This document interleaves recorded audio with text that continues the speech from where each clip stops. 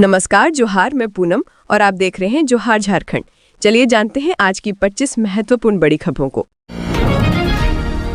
धनबाद में कोयला कारोबारी इंद्रराज भदौरिया, सुधीर चौटाला और मनोज अग्रवाल के ठिकानों पर ईडी छापेमारी। प्रवर्तन निदेशालय ईडी की टीम धनबाद में कम से कम 3 कोयला कारोबारियों को ठिकानों पर छापेमारी कर रही है। ईडी की टीम डेको आउटसोर्सिंग कंपनी के संचालक मनोज अग्रवाल, कोयला के बड़े कारोबारी मनोज अग्रवाल, सुधीर चौटाला और इंद्रराज अग्रवाल के ठिकानों की तलाशी ले रही है। मनोज अग्रवाल आउटसोर्स कंपनी डेको के संचालक एवं ट्रांसपोर्टर भी हैं। ईडी की ये कार्रवाई कोयले के अवैध कारोबार के जरिए मनी लैंडरिंग से जुड़ा बताया जा रहा है। जानकारी के मुताबिक प्रवर्तन निदेशालय ईडी ने कोयले की काली कमाई की जांच के दूसरे दौर में लाल बहादुर सिंह से जुड़े लोगों के धनबाद और कोलकाता स्थित ठिकानों को निशाना बनाया है। छापामारी के दायरे में गोदवरी कमोडिटीज और धनसार इंजीनियरिंग के जुड़े लोगों के धनबाद और कोलकाता स्थित ठिकानों पर छापा मारा है। उल्लेखनीय है कि इससे पहले 21 नवंबर को ईडी ने कोयला कारोबारी दीपक पोद्दार समेत कई कोयला कारोबारियों के घर व कार्यालय में छापेमारी की। उस छापेमारी में कोलकाता ईडी की टीम भी शामिल थी। कोलकाता ईडी की टीम पश्चिम बंगाल के ठिकानों पर छापेमारी कर रही थी। छापेमारी में कई करोड़ रुपए व चल अचल संपत्ति के बारे में ईडी को पता चला है। इसके साथ ही ये भी पता चला है कि कोयले के अवैध कारोबार में इंद्रराज भदौरिया, सुधीर चौटाला और मनोज अग्रवाल की भी संलिप्तता है, जिसके बाद ईडी ने इन कारोबारियों के खिलाफ भी कार्रवाई शुरू की है।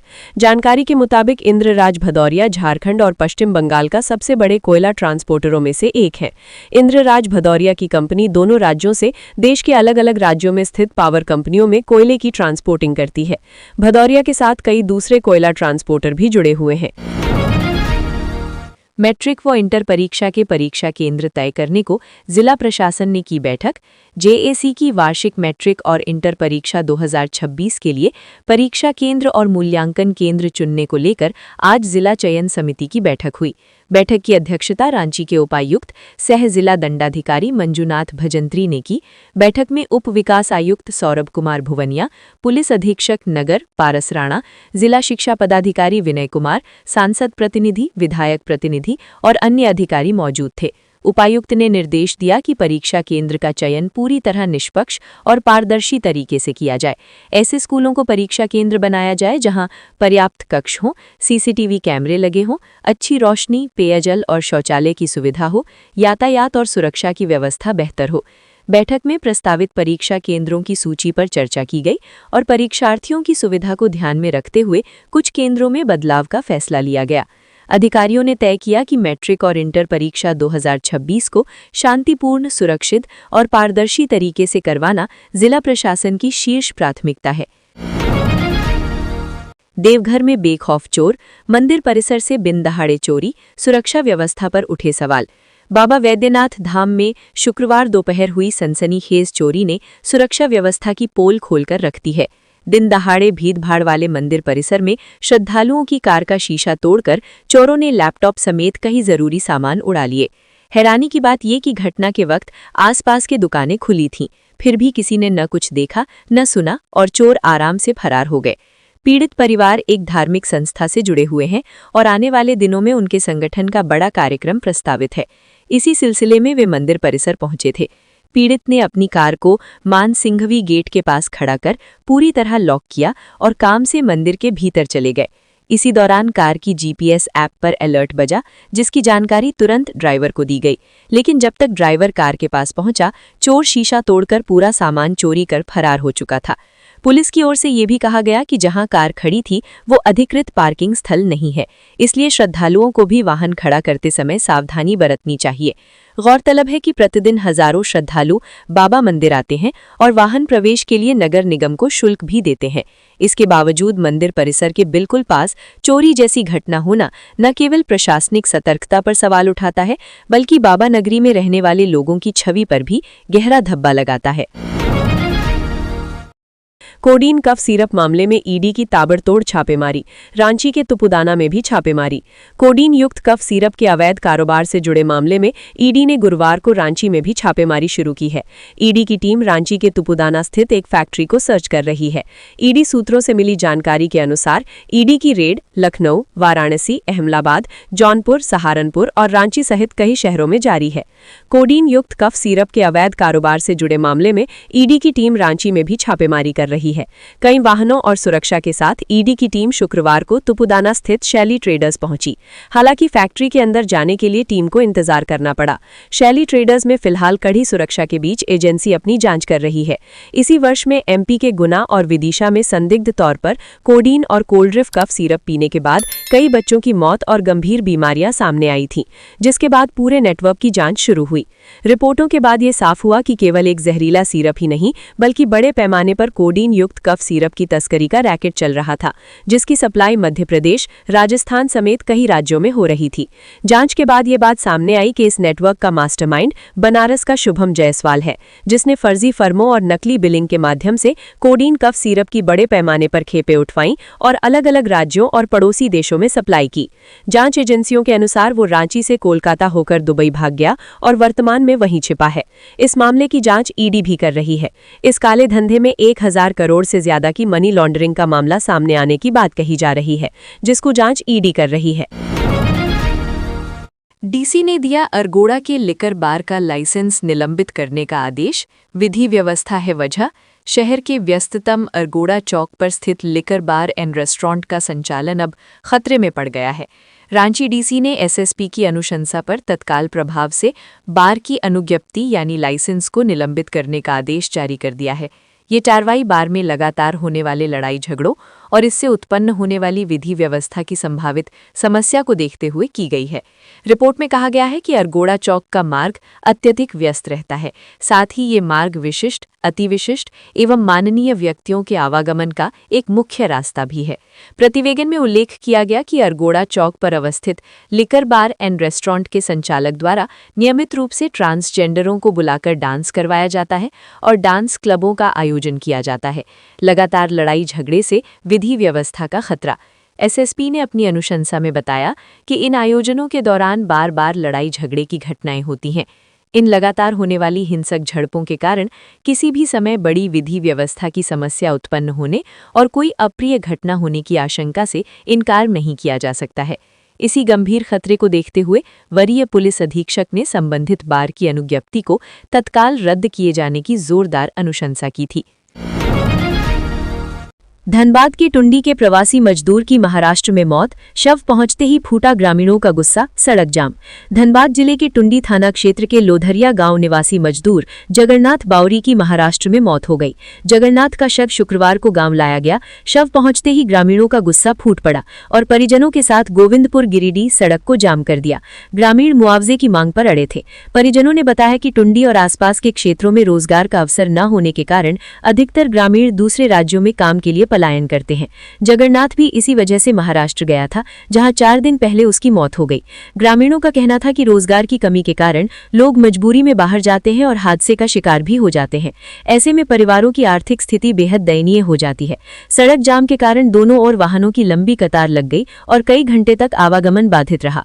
सूचना मिलने पर टुंडी बीडीओ विशाल कुमार पांडे, थाना प्रभारी उमाशंकर और सांसद प्रतिनिधि सुभाष रवानी मौके पर पहुंचे। अधिकारियों ने परिजनों और ग्रामीणों से वार्ता कर उन्हें शांत कराने का प्रयास किया। अधिकारियों ने आश्वासन दिया कि परिवार को सभी सरकारी योजनाओं का लाभ दिलाया जाएगा और मुआवजे की प्रक्रिया जल्द शुरू की जाएगी। आश्वासन के बाद ग्रामीणों ने जाम समाप्त कर दिया। मतदाता सूची पुनरीक्षण तेज, अन्य राज्यों के मतदाताओं को ऑनलाइन खोज व संपर्क की अपील। मुख्य निर्वाचन पदाधिकारी के रवि कुमार ने शुक्रवार को सभी जिलों के उप निर्वाचन पदाधिकारियों के साथ ऑनलाइन समीक्षा बैठक की। बैठक में उन्होंने कहा कि जिन मतदाताओं का नाम विगत गहन पुनरीक्षण के दौरान झारखंड की मतदाता सूची में नहीं था और वे पहले किसी अन्य राज्य की सूची में दर्ज थे, वे संबंधित राज्य की पिछली मतदाता सूची से अपना नाम खोज सकते हैं। इसके बाद वे अपने बीएलओ से संपर्क कर आवश्यक प्रक्रिया पूरी कर सकते हैं। उन्होंने बताया कि भारत निर्वाचन आयोग और मुख्य निर्वाचन पदाधिकारी की आधिकारिक वेबसाइट पर विगत गहन पुनरीक्षण की मतदाता सूची सर्चेबल फॉर्मेट में उपलब्ध है। उन्होंने कहा कि मतदाता अपने अथवा अपने परिजनों के नाम खोजने के लिए 1950 पर कॉल कर सहायता प्राप्त कर सकते हैं। राज्य में मतदाता सूची के गहन पुनरीक्षण की तैयारियों के तहत बीएलओ ऐप में पुराने और वर्तमान मतदाता सूची की मैपिंग की जा रही है। अन्य राज्यों से आए मतदाताओं की मैपिंग मैनुअल रजिस्टर के माध्यम से की जाए ताकि पुनरीक्षण प्रक्रिया के दौरान किसी को परेशानी परेशानी न हो। उन्होंने स्पष्ट कहा कि गहन पुनरीक्षण के दौरान एक भी योग्य मतदाता छूटना नहीं चाहिए और अधिकारी इस लक्ष्य को ध्यान में रखकर कार्य करें। मुख्य निर्वाचन पदाधिकारी ने पेरेंटल मैपिंग और एएसडी सूची तैयार करने में भारत निर्वाचन आयोग द्वारा निर्धारित नियमों का सख्ती से पालन करने का निर्देश दिया। उन्होंने कहा कि आयोग ने हर स्तर पर निरीक्षण की प्रक्रिया तय की है और अधिकारी उसी के अनुरूप काम करें। बैठक के दौरान उन्होंने पीपीटी प्रस्तुति के माध्यम से विगत एसआईआर से वर्तमान मतदाता सूची की मैपिंग और विभिन्न निरीक्षण स्तरों से जुड़े महत्वपूर्ण बिंदुओं पर विस्तृत प्रशिक्षण दिया। बैठक में संयुक्त मुख्य निर्वाचन पदाधिकारी सुबोध कुमार, उप निर्वाचन पदाधिकारी धीरज कुमार ठाकुर, प्रियंका सिंह, अवर निर्वाचन पदाधिकारी सुनील कुमार सहित सभी जिलों के उप निर्वाचन पदाधिकारी, एचडीएम और कंप्यूटर ऑपरेटर ऑनलाइन माध्यम से शामिल हुए। अधिकारियों ने राज्य में चल रही तैयारियों की जानकारी साझा की और आगामी गहन निरीक्षण को और बेहतर बनाने पर चर्चा की। क्या झारखंड में छात्रवृत्ति संकट से छात्रों की पढ़ाई खतरे में है? झारखंड में छात्रवृत्ति की मांग अब महज एक मांग नहीं बल्कि अधिकारों की लड़ाई का रूप ले चुकी है। पिछले लगभग 2 वर्षों से लाखों छात्रों को छात्रवृत्ति नहीं मिली है, जिसके कारण प्रदेश भर में छात्रों का आक्रोश लगातार बढ़ता जा रहा है। कभी धरना प्रदर्शन तो कभी पैदल यात्रा के माध्यम से छात्र अपनी आवाज बुलंद कर रहे हैं। छात्रों के बढ़ते दबाव को देखते हुए राज्य सरकार भी सक्रिय हुई है। अनुसूचित जनजाति, अनुसूचित जाति एवं पिछड़ा वर्ग कल्याण मंत्री चमरा लिंडा ने इस मुद्दे पर कई बैठकें की हैं। मंत्री ने छात्रों को आश्वासन दिया है कि समस्या पर काम जारी है। हालांकि छात्रों का सवाल है कि कहां है छात्रवृत्ति, अब भी अनुत्तरित है। सरकार का कहना है कि केंद्र सरकार से अनुदान राशि न मिलने के कारण छात्रवृत्ति रुकी हुई है। मंत्री चमरा लिंडा का कहना है कि राज्य सरकार इस मुद्दे को केंद्र के सामने उठाएगी और समाधान लेकर ही लौटेगी। नियमावली जटिल होने के कारण राज्य सरकार की हिस्सेदारी की राशि भी छात्रों तक नहीं पहुंच पा रही है, क्योंकि केंद्र से अनुदान की प्राप्ति नहीं हुई है। उधर झारखंड के विभिन्न छात्र संगठन लगातार सरकार के सामने मांग रख रहे हैं। छात्रों का सवाल है कि यदि केंद्र से राशि नहीं मिली थी तो राज्य सरकार ने इतने लंबे समय तक क्या कदम उठाए? 2 साल से छात्रवृत्ति का भुगतान लंबित होने से छात्रों का भविष्य अनिश्चितता में है। राज्य सरकार का दावा है कि केवल ओबीसी छात्रवृत्ति केंद्र से धन न मिलने के कारण रुकी हुई है, लेकिन कॉलेज और विश्वविद्यालयों के एसटी और एससी छात्र भी बताते हैं कि उन्हें भी छात्रवृत्ति अब तक नहीं मिली है। इससे सरकार के दावों और जमीनी हालात के बीच बड़ा अंतर दिखाई देता है। छात्रों का कहना है कि वे कर्ज लेकर पढ़ाई करने को मजबूर हैं। कई छात्र पढ़ाई छोड़ने की स्थिति में पहुंच गए हैं। झारखंड में बड़ी संख्या में विद्यार्थी गरीब परिवारों से आते हैं, जिनके लिए छात्रवृत्ति शिक्षा जारी रखने का एकमात्र सहारा है। छात्रों की मांग साफ है कि छात्रों को राजनीतिक मसले में ना उलझाएं। छात्रवृत्ति जल्द दी जाए ताकि हम अपनी पढ़ाई से वंचित ना रह जाएं। शराब तस्करी में लड़कियों का इस्तेमाल, माफियाओं ने बदला तरीका, पुलिस जांच में खुलासा। पलामू जिले में शराब की तस्करी के लिए लड़कियों का इस्तेमाल हो रहा है। माफिया लड़कियों को पैसा दे रहे हैं और शराब की तस्करी में जोड़ रहे हैं। शराब की तस्करी के लिए अब बड़ी गाड़ी की जगह फैमिली कार का इस्तेमाल हो रहा है। शराब की तस्करी के लिए माफिया पैटर्न को बदल रहे हैं। दरअसल पिछले दिनों पलामू के पांकी थाना क्षेत्र के एनवा मैनवा जंगल में पुलिस को अवैध शराब की फैक्ट्री मिली थी। अवैध शराब की फैक्ट्री के खिलाफ कार्रवाई के दौरान पुलिस को तस्करी के बदले हुए नेटवर्क के बारे में जानकारी मिली। जिस गाड़ी के माध्यम से पुलिस अवैध शराब की फैक्ट्री तक पहुंची थी, वो फैमिली कार की तरह इस्तेमाल हो रहा था। कार्रवाई के दौरान पुलिस को शराब तस्करों के मोबाइल से कई लड़कियों की फोटो और उनके नेटवर्क के बारे में जानकारी मिली है। तस्कर शराब की खेप को जिस गाड़ी से लेकर जाते हैं, उस गाड़ी में लड़कियों को बिठाया जाता है। गाड़ी में एक और लड़का भी बैठता था। रास्ते में चेकिंग के दौरान लड़की और लड़का खुद को कपल बताते हैं ताकि पुलिस को शक न हो। शराब के तस्कर पिछले कुछ महीने से इस तरह के पैटर्न का इस्तेमाल कर रहे हैं। दरअसल पुलिस की कार्रवाई में लगातार बड़ी गाड़ी पकड़ी जा रही है, जिसके बाद माफियाओं ने पैटर्न को बदला है। पलामू में अवैध शराब के खिलाफ हाल के दिनों में कई बड़ी कार्रवाई हुई है। पलामू बिहार से सटा हुआ इलाका है। बिहार विधानसभा चुनाव से पहले पलामू के इलाके में 33 करोड़ रुपए के अवैध मादक पदार्थों को पकड़ा गया था, जिनमें शराब सबसे अधिक थी। विधानसभा चुनाव और लोकसभा चुनाव के दौरान 70 करोड़ रुपए से भी अधिक के अवैध शराब एवं मादक पदार्थों को पकड़ा गया था। जून महीने में पलामू के इलाके में सतबरवा थाना क्षेत्र से एक ट्रक शराब पकड़ी गई थी। पुलिस ने हरिहरगंज, छतरपुर, पड़वा, लेस्लीगंज और पांकी के इलाके में कार्रवाई करते हुए बड़ी गाड़ियों से कई शराब की खेप को पकड़ा है। शराब माफिया समय के साथ तस्करी के तरीके को बदल देते हैं। पिछले कुछ वर्षों में पलामू में शराब के खिलाफ कार्रवाई में अधिकतर बड़ी गाड़ियां ही पकड़ी गई हैं। बड़ी गाड़ी के पकड़े जाने से शराब माफियाओं को करोड़ों का नुकसान हुआ है। यही वजह है कि माफिया अब छोटे छोटे गाड़ियों का इस्तेमाल अधिक कर रहे हैं। तस्करी के लिए समय समय पर पैटर्न भी बदला जा रहा है। गाड़ियों के मॉडल में बदलाव भी किया जाता है एवं उसके अंदरूनी ढांचे के साथ छेड़छाड़ कर शराब की तस्करी की जाती है। झारखंड पुलिस मुख्यालय ने 9 जिले में एसआरई फंड से उपयोग हो रहे वाहनों की जानकारी मांगी है। झारखंड पुलिस मुख्यालय ने 9 जिले में एसआरई यानी सिक्योरिटी रिलेटेड एक्सपेंडिचर फंड से उपयोग किए जा रहे वाहनों की जानकारी मांगी है। जिन 9 जिलों से जानकारी मांगी गई है उनमें चाईबासा, लातेहार, बोकारो, चतरा, गढ़वा, गिरिडीह, खूंटी, लोहरदगा और सरायकेला शामिल है। मुख्यालय ने इन जिलों के एसपी को तत्काल जानकारी उपलब्ध कराने को कहा है। मुख्यालय ने स्पष्ट किया है कि एसआरई योजना के ट्रांसपोर्टेशन मद के तहत जिले में जो 4 पहिया और 2 पहिया वाहनों का उपयोग किया जा रहा है उसकी जानकारी तत्काल उपलब्ध कराई जाए।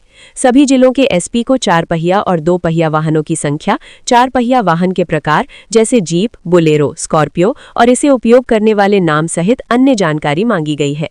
अप्रैल 2025 तक झारखंड में कुल 9 एसआरई जिले थे, जिनमें वेस्ट सिंहभूम, बोकारो, चतरा, लातेहार, खूंटी, सरायकेला, गढ़वा, गिरिडीह और लोहरदगा शामिल थे। गृह मंत्रालय द्वारा अक्टूबर महीने में किए गए समीक्षा के बाद इनमें से 5 जिले खूंटी, सरायकेला, गढ़वा, गिरिडीह और लोहरदगा को सिक्योरिटी रिलेटेड एक्सपेंडिचर यानी एसआरई से बाहर कर दिया गया है। एसआरई योजना भारत सरकार के गृह मंत्रालय द्वारा नक्सलवाद, उग्रवाद या अन्य सुरक्षा चुनौतियों से प्रभावित जिलों को सहायता प्रदान करने के लिए चलाई जाती है। ये योजना मुख्य रूप से नक्सल प्रभावित राज्यों जैसे छत्तीसगढ़, झारखंड, उड़ीसा आदि को अपने साथ जोड़ती है। इसमें केंद्र सरकार एसआरई जिलों में होने वाले खर्च का 100% भुगतान करती है। ये फंड सुरक्षा बलों की ट्रेनिंग, ऑपरेशन, विंसा प्रभावितों को मुआवजा, सरेंडर करने वाले नक्सलियों के पुनर्वास और सामुदायिक पुलिसिंग में इस्तेमाल होता है।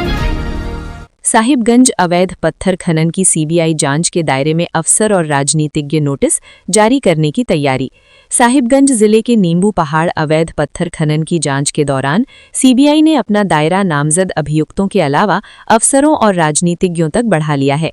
अब तक हुई जांच के दौरान मिले सबूतों के आधार पर सीबीआई इस मामले में अब प्रभावशाली लोगों को नोटिस जारी करने की तैयारी कर रही है।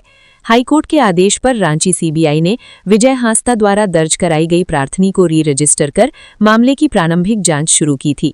प्रारंभिक जांच के बाद सीबीआई ने इस मामले में नवंबर 2023 में नियमित केस दर्ज किया था। सीबीआई द्वारा दर्ज की गई इस प्रार्थनी में 8 लोगों को नामजद अभियुक्त बनाया गया। सीबीआई द्वारा दर्ज की गई प्रार्थनी के नामजद अभियुक्तों के खिलाफ ईडी जांच कर न्यायालय में आरोप पत्र यानी प्रोसिक्यूशन रिपोर्ट दायर कर चुकी है। साथ ही राजेश यादव उर्फ डाहू यादव को छोड़कर सभी जेल जा चुके हैं। ईडी द्वारा की गई पूछताछ के पहले चरण में डाहू यादव हाजिर हुआ, लेकिन पारिवारिक सदस्यों की बीमारी के नाम पर बाद में आने का वायदा किया। इसके बाद से वो फरार हो गया। सुप्रीम कोर्ट ने उसकी अग्रिम जमानत याचिका रद्द करते हुए जांच अधिकारी के समक्ष हाजिर होने का आदेश दिया, लेकिन उसने ईडी को पत्र लिखकर बीमार होने की वजह से हाजिर होने के लिए 1 महीने का समय मांगा। हालांकि वो कभी हाजिर नहीं हुआ और अब तक फरार है। सीबीआई ने नियमित प्रार्थनी दर्ज करने के बाद मामले में जांच की गति तेज कर दी थी। इस दौरान सीबीआई की टीम कई बार साहिबगंज गई, वहां कैंप कर अवैध खनन का जायजा लिया, स्थानीय लोगों से पूछताछ की। इसके बाद नोटिस भेजकर पत्थर खनन से जुड़े लोगों को बुलाकर उनका बयान दर्ज किया। इस क्रम में नामजद अभियुक्तों के अलावा अन्य लोगों के भी अवैध खनन में शामिल होने और उन्हें संरक्षण देने के सबूत के आधार पर पिछले साल नवंबर में अवैध खनन से जुड़े लोगों के 20 ठिकानों को शामिल किया। इनमें साहिबगंज, पटना और कोलकाता से जुड़े लोगों के ठिकाने शामिल थे। अनिल शर्मा की रिहाई को लेकर दायर याचिका खारिज।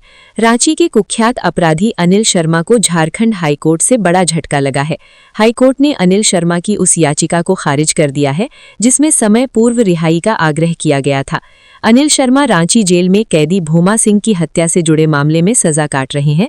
इस मामले में अनिल शर्मा को उम्र कैद की सजा सुनाई गई है। वो 28 साल से जेल में है और उन्होंने अपनी रिहाई के लिए हाईकोर्ट में याचिका दायर की है। ये मामला 22 जनवरी 1999 का है, जब अनिल शर्मा रांची के बिरसा मुंडा जेल में बंद रहते हुए अन्य अपराधियों के साथ मिलकर कैदी भूमा सिंह की हत्या कर दी थी।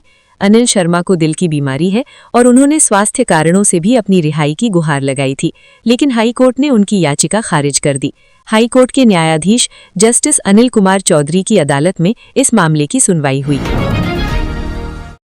342 पदाधिकारियों को पुलिस प्रशिक्षण देने के लिए एक आईपीएस समेत 9 अधिकारी प्रतिनियुक्त।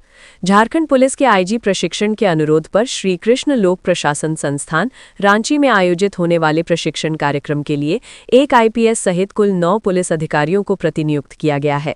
ये प्रशिक्षण जेपीएससी 2023 के माध्यम से चयनित कुल 342 पदाधिकारियों के लिए आयोजित किया जा रहा है।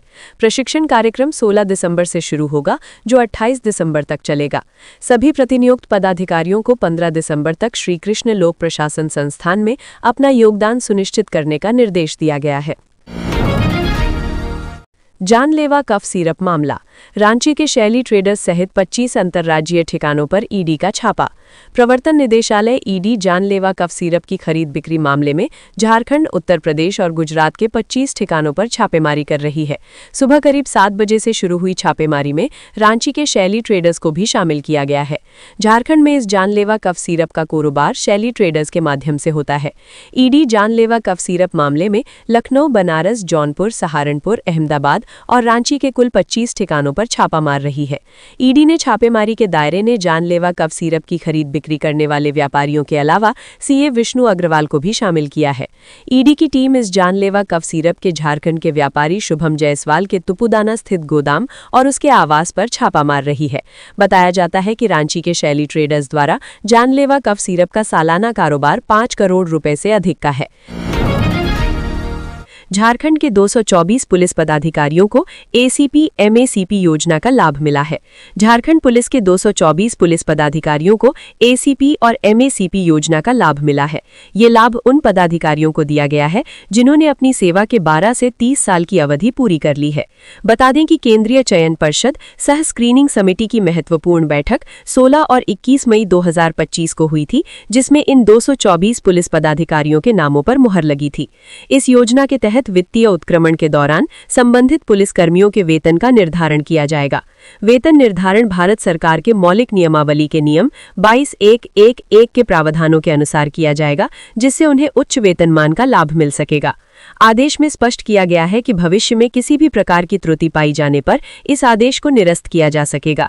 इसके अलावा वित्तीय लेन देन में पारदर्शिता और जवाबदेही सुनिश्चित करने के लिए यदि किसी पुलिस पदाधिकारी को पूर्व में स्वीकृत एसीपी और एमएसीपी में संशोधन या रद्द होने के कारण अधिक भुगतान हुआ है, तो इस अधिक भुगतान की वसूली उनके अगले स्वीकृत वित्तीय वर्ष के लाभ से प्राप्त अंतरराशि में समायोजित करके की जाएगी। सीएम हेमंत सोरेन केंद्र सरकार पर जमकर बरसे। कहा, हवाई जहाज में सफर करने वालों को हवाई चप्पल में घूमने को मजबूर करने वाले हैं ये लोग। शीतकालीन सत्र के आखिरी दिन अनुपूरक बजट के पक्ष में बोलते हुए मुख्यमंत्री हेमंत सोरेन ने केंद्र पर जमकर हमला बोला। उन्होंने देश की खराब अर्थव्यवस्था का हवाला देकर उन पर जमकर निशाना साधा। उन्होंने कहा कि महंगाई आसमान छू रही है, मगर सदन में इस पर कोई चर्चा नहीं हो रही है। हेमंत सोरेन ने इंडिगो की घटना पर बात करते हुए कहा कि इस घटना से लाखों लोग प्रभावित हुए। उन्होंने कहा कि जब जब ऐसी घटनाएं होती हैं, ये लोगों को भटकाकर दूसरी ओर ले जाते हैं और भ्रमित कर देते हैं। मुख्यमंत्री ने कहा कि आर्थिक रूप से देश की स्थिति बदहाल है। हवाई चप्पल वालों को हवाई जहाज में चढ़ाने की बात हुई थी, वो वादा क्या हुआ? जो हवाई जहाज में चढ़ रहे हैं उनको हवाई चप्पल पहनने को विवश किया जा रहा है। मुख्यमंत्री हेमंत सोरेन ने कहा कि लोकसभा का सत्र चल रहा है, मगर बहस राष्ट्रगान वंदे मातरम पर चल रही है।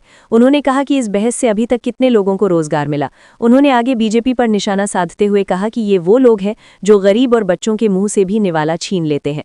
झारखंड विधानसभा में सीएम हेमंत सोरेन ने कहा कि विपक्ष को कोई भी सवाल उठाने से पहले अपने गिरेबान में झांकना चाहिए।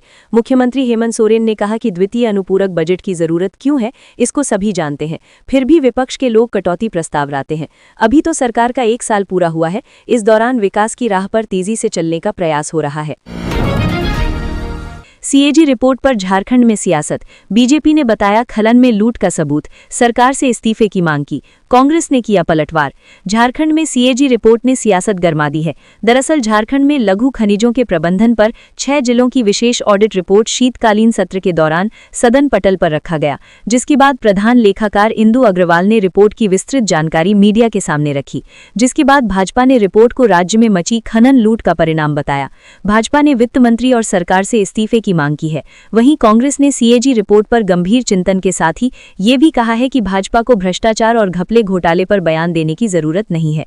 लघु खनन पर सीएजी रिपोर्ट में भारी गड़बड़ी के खुलासे के बाद भाजपा के प्रदेश मीडिया प्रभारी शिव पूजन पाठक ने कहा कि झारखंड झुकेगा नहीं की बात करने वाले मुख्यमंत्री और उनकी सरकार में हर तरफ लूट मची है। उन्होंने कहा कि हमारे नेता पिछले 6 वर्षों से ये कहते आ रहे हैं कि राज्य में खनन की लूट हो रही है। सीएजी की रिपोर्ट भाजपा के नेताओं के आरोप को सही साबित करती है।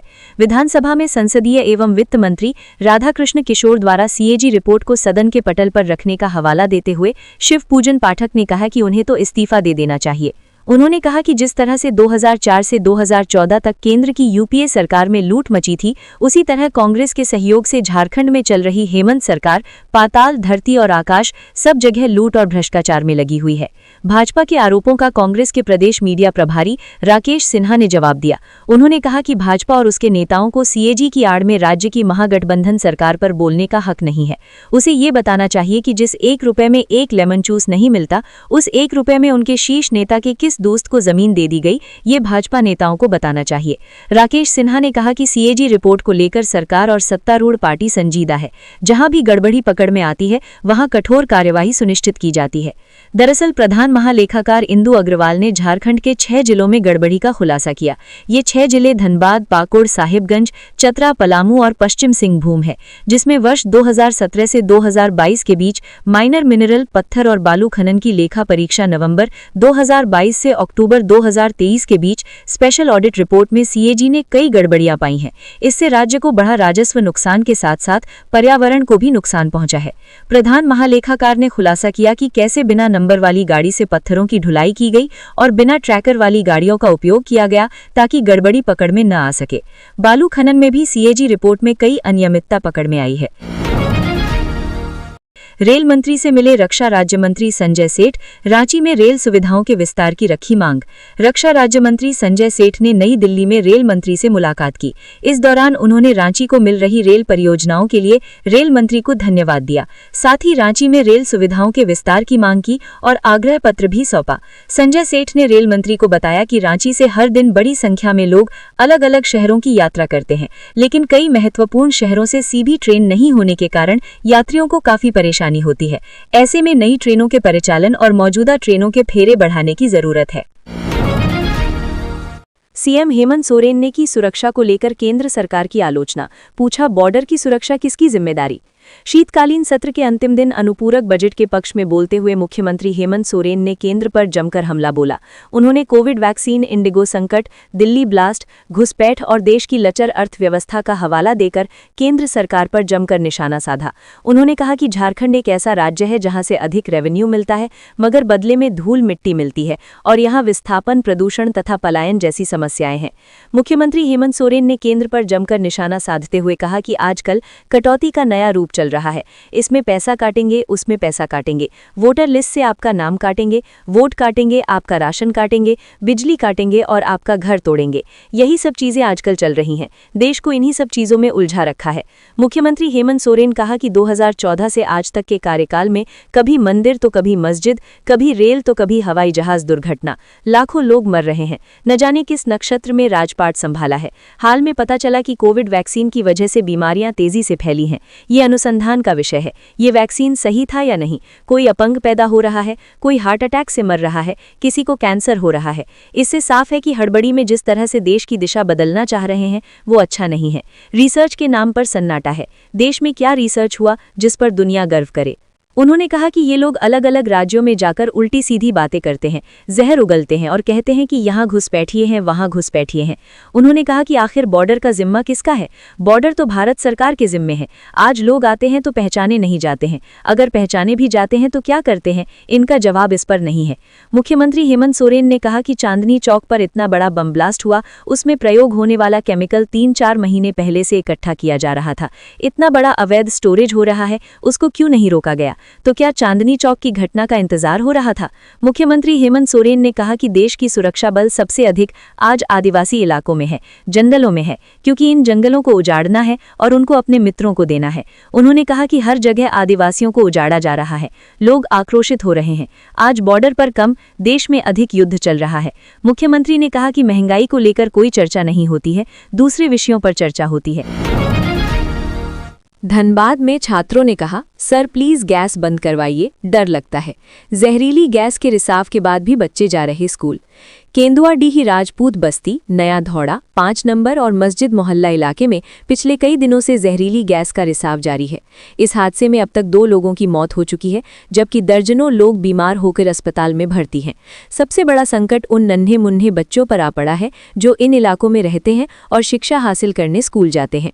गैस प्रभावित इलाके के बच्चे प्राथमिक विद्यालय केंदुआडीह बस्ती में पढ़ाई करते हैं। यहाँ कुल 124 बच्चे नामांकित हैं। जहरीली गैस रिसाव के बाद प्रशासन ने बच्चों को फिलहाल केंदुआडीह विद्यालय 1 में शिफ्ट करके पढ़ाने का आदेश दिया है। स्कूल के शिक्षक मनोज राय ने बताया कि शनिवार से दूसरे स्कूल में पढ़ाई शुरू हुई है, लेकिन 124 बच्चों में से महज 49 बच्चे ही स्कूल आ रहे हैं। कई दिन तो ये संख्या इससे भी कम हो जाती है। उन्होंने कहा कि अभिभावक बेहद डरे हुए हैं, इसलिए बच्चों को स्कूल नहीं भेज रहे। अभिभावकों का कहना है कि बच्चों की पढ़ाई जरूरी है, इसलिए उन्हें स्कूल भेजना पड़ रहा है, मगर हर पल जान सांसत में रहती है। कब क्या हो जाए कुछ कहा नहीं जा सकता। उन्होंने मांग की है कि सरकार और प्रशासन तुरंत गैस रिसाव को पूरी तरह रोके। कई अभिभावकों ने कहा कि बच्चों की पढ़ाई और इलाज की समुचित व्यवस्था के साथ पूरे परिवार को किसी सुरक्षित स्थान पर शिफ्ट किया जाए, वरना आगे और बड़ा हादसा हो सकता है। खुद बच्चे भी डरे सहमे हैं। उन्होंने कहा, स्कूल आने में बहुत डर लगता है। गैस से लोग बेहोश हो रहे हैं, बीमार पड़ रहे हैं। कहीं हमें भी कुछ हो गया तो? मम्मी पापा भी पूरे दिन चिंता में रहते हैं। बच्चों की गुहार है कि अगर गैस का रिसाव जल्द रोका जाए तो वे बिना डर के स्कूल आ जा सकें और पढ़ाई कर सकें। स्थानीय लोगों का कहना है कि अभी भी कई घरों से गैस की तेज दुर्गंध आ रही है और रिसाव पूरी तरह बंद नहीं हुआ है। प्रशासन की टीम मौके पर है, लेकिन लोगों में दहशत बरकरार है। तो ये थी आज की झारखंड के महत्वपूर्ण बड़ी खबरें। अगर आप इसी तरह झारखंड के हर छोटी से बड़ी खबर की जानकारी पाना चाहते हैं तो आप हमारे चैनल को सब्सक्राइब करके रखें।